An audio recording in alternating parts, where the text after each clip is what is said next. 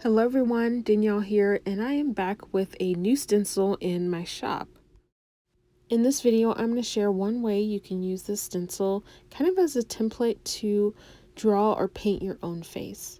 I'm going to be using a flat brush. You can kind of get a really nice thin coverage with these, and I'm just using black and white.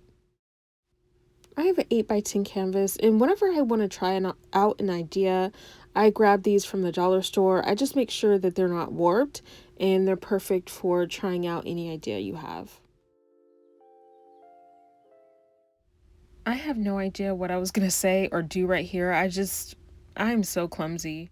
Started off this painting with just a layer of gray, and that's just to get that foundation down so I can figure out where I want the face. I really don't have anything in mind. I'm just kind of painting just to see what happens. This face is directly from an older art journal.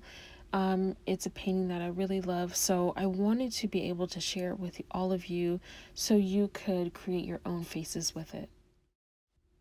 I just put a really messy layer down, and then once you take it off, you have your face. I love revealing what the face looks like, and basically you're pretty much working with shadows. So now I can just draw in the rest of her body and kind of figure out what I want her to do in this painting.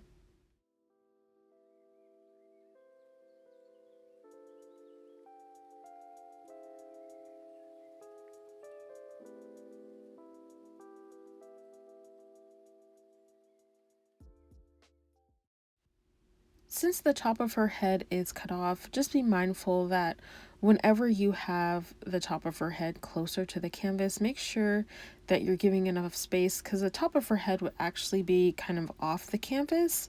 So just keep that in mind so you don't lose the forehead as you're painting in the hair.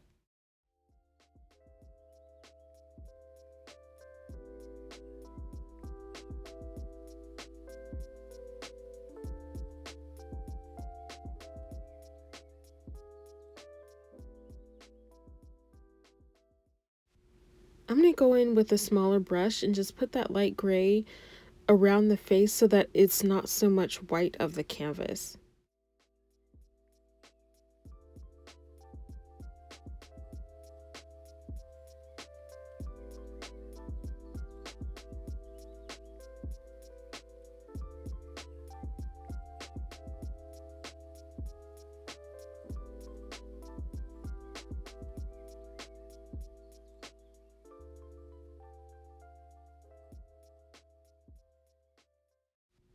You can always add the stencil back on and just reinforce some of those shadows so that you can kind of stay on track.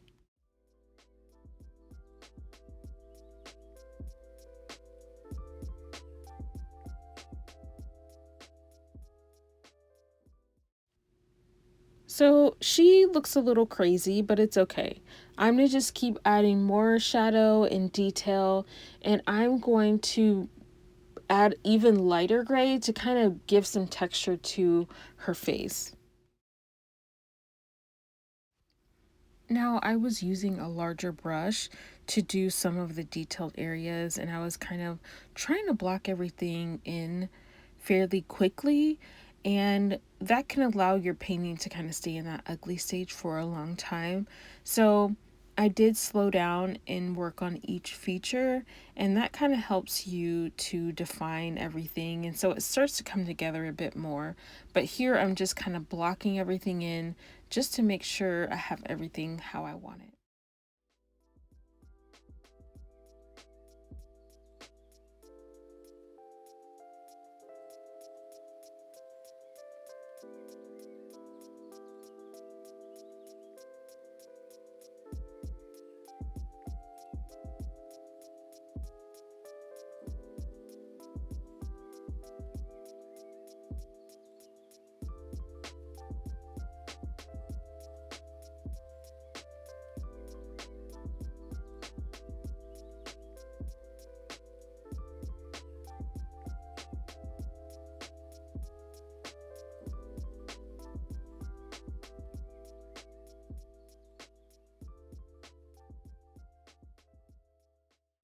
Another thing I kind of forgot to do was let my layers dry. I kind of kept going over the same areas and it kept getting gray. So I really needed to take a break, let everything dry, kind of back off of it because she was looking rough, and allow the paint to dry so I can layer on top.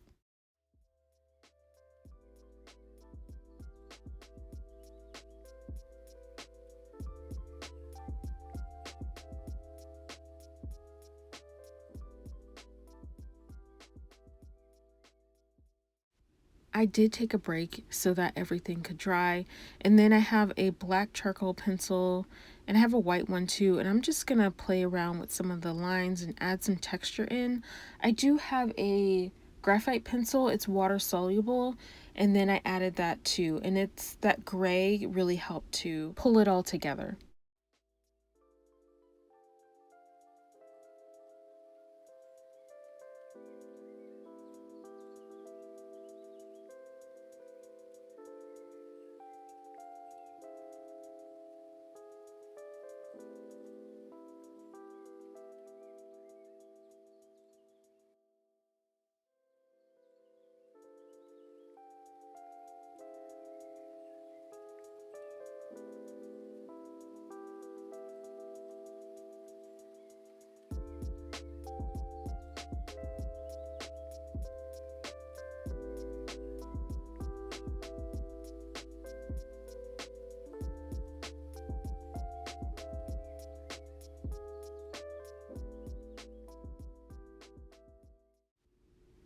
I actually didn't really start to like her till the very end when I started making marks, because something was just off.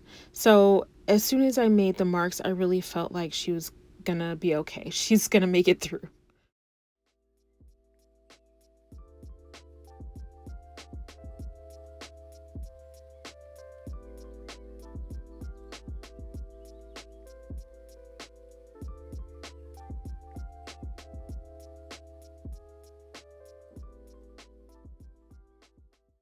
So that is pretty much it for this process video. I hope you enjoyed this.